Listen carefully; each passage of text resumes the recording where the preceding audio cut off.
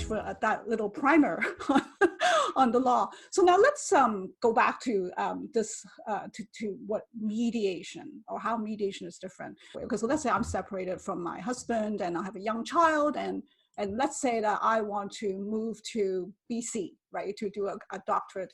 But we do have a parenting agreement in place already that says that, my husband is supposed to have access every weekend. So now that, but I want to move, I want to pursue, I want to become a PhD in some kind of law. So now, if we were to come to mediation, how would you guide us to come to a mutual agreement? Laura, maybe you can kind of take this first. Sure. And you know what, it is very common, and now we actually even talk about it before it happens. So sometimes in mediations, as we move towards the conclusion of the mediation, regardless if parents live in a particular area, geographical area right now, we do talk about the potential of one of them moving. If there is a thought about it, if one of them foresees that in the future, in the near future, and how would that look like? So it's aligned with the changes in the law that Eva was mentioning earlier, that you do now have to notify the other parent and have a plan, or at the very least suggest a plan of, to the other parent of parenting time arrangement.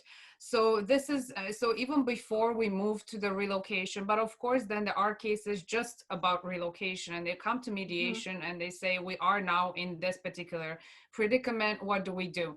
So we do actually have a conversation. It always has to be a comprehensive conversation focused on the child, because mediation is a child-focused process. So focus on the child's needs, where the child is at, and also on the parents. They have a little bit more control and voice in this process, that they can start discussing about their needs and how is that move going to benefit the children, and if the co-parent is okay with the proposed plan of, how do you envision the parenting plan being changed? When am I going to see, my child and my children, and how is that going to look like? And it's that acceptable to the parent who remains in Ontario, regardless of how much time that parent spends with the child or has allocated to spend with the child. You still have to have that conversation. So there are many creative solutions that can come into play when we talk about all of those factors. One example comes to mind. We had a family a few months ago, and the father moved for a better position, but he needed to do some training before he got to that position, and he had to fly to, I think US for about a year and a half. So then he proposed the change of the plan, and we talked about it, because that actually benefited the whole entire family, because his increase in income that he would have benefited for, it would have benefited the child and the family as a whole. So that was an important, discussion about the needs of the child, the interests of the parties, and how is that actually going to benefit them long term, which it did, right? So in the end, the family did find a different plan to make sure that the child would still see both parents, looked a little bit different, but with the foundation that now we are creating even a better future for our family, for our separated family nonetheless, but a better future, financial future.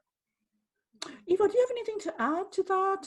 Sure, certainly. I think oftentimes when families are thinking about relocation, or they're reading about it online, they think that they can't relocate. And I think Laura expressed it very well, that you can relocate. You just have to go through the process the right way, right? Especially when we're talking about the Hague Convention. And if you don't do it the right way, a court wherever you land can force you back. Right? So you can go about it the right way, and mediation can be a process whereby the family comes up with a new parenting arrangement that meets the needs of the children and both parents. Now, I want to go back a little bit to the creative solutions bit.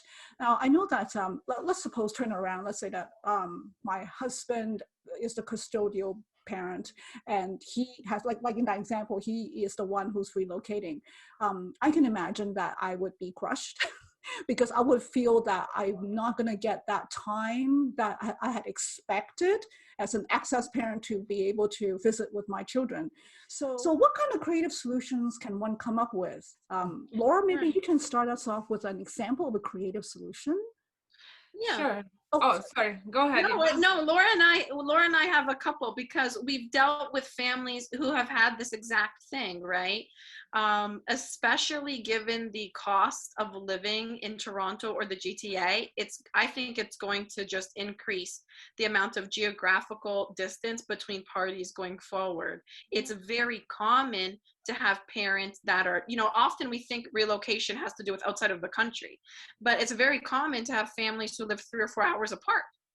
Right. Which can affect, how much another parent sees the child during the week. So, I'll leave it to Laura to bring up some of the creative solutions we've seen with families. Thank you, Eva, for the preamble. We've worked really well with families who are very good at identifying what their concern are or is. So such as you mentioned, Heather, the concern, well, I'm not going to be able to build or continue to establish and build a meaningful relationship with my child. So if that is the concern, then we have to come up with something that would addresses the concerns and alleviates that concern. For example, we've had a father, the mother moved to Nicaragua with both children, and the father, regardless, the father would see the kids here in the summer, for example. And so that was his arrangement, his parenting arrangement. But now that the mother has moved to Nicaragua, then the plan had to change. He was hurt. He felt that, wow, this is a different country, different, like many hours apart, things like that, different culture, different values, different, all that stuff. So we talked about those concerns, and then we also created in the plan, I thought they came up with a very good idea, both of them together in the mediation, that, part of the child support, for example, that he would be obligated to pay was also covering the tickets for him to fly to Nicaragua as part of, what's called Section 7 or extraordinary expenses. That was one of the expenses that I thought very creative on their parts, and very, very nice sentiment that they've built it into the cost of, sharing that proportionate income, which I thought it was really cool. And they created the 2 months. So they took the 2 months that the father would usually get, and they transplanted it into a plan there. So the father would now visit Nicaragua. They already had, I think, an Airbnb or some kind of accommodation already planned for him to go over the Christmas period, because he works in construction. So he was able to do that. Winter was a slow season for him here, so therefore he could, go there during the Christmas break, the entire month.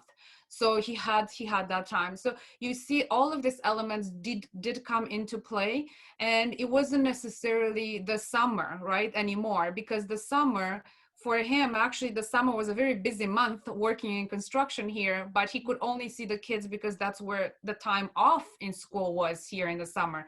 But now that they've moved to Nicaragua, they had a different schedule, and it actually worked out well for the dad, because he actually got to get more quality time and more face-to-face time than he would have gotten in the 2 months here in Ontario. So that's one way that they've dealt with it, by talking about all of this, the needs, the interests, and also how do we cover the cost? How do we cover about the the hours and the time spent, right? So that was inserted in their plan, and they actually have a really they still have a very good co-parenting relationship. We hear from them so that everything is working well with going there. So that's one amazing. way. Yeah, that's fantastic, because I think that sometimes maybe the parents they don't immediately see how they can create a solution, but maybe after talking to professionals like yourself, it actually kind of triggers maybe some inspiration as to coming up with some interesting out of the box type of thinking. But that's really, really good. So it sounds like this couple, I can feel that they definitely respect each other's needs. I have this impression that the court really don't want the parties to talk about their interests because all they care is about the best interest of the child.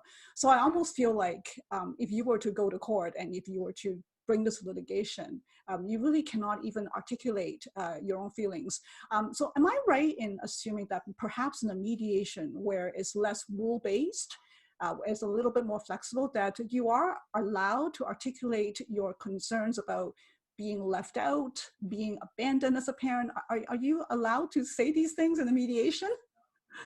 Well, you certainly are, and you are, to a certain degree, you are allowed to bring that up in court as well. But certainly, a lawyer would likely advise a person to talk about your concerns with under the prism of the best interest of the child. So it's not wrong to say, hey, I'm concerned that my relationship with my children is going to suffer because, we're no longer together.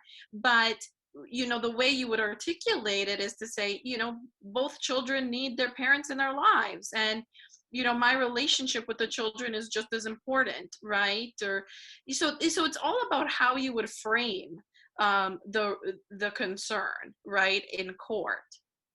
But certainly those concerns are absolutely fair in a mediation. And this can be a very emotional topic.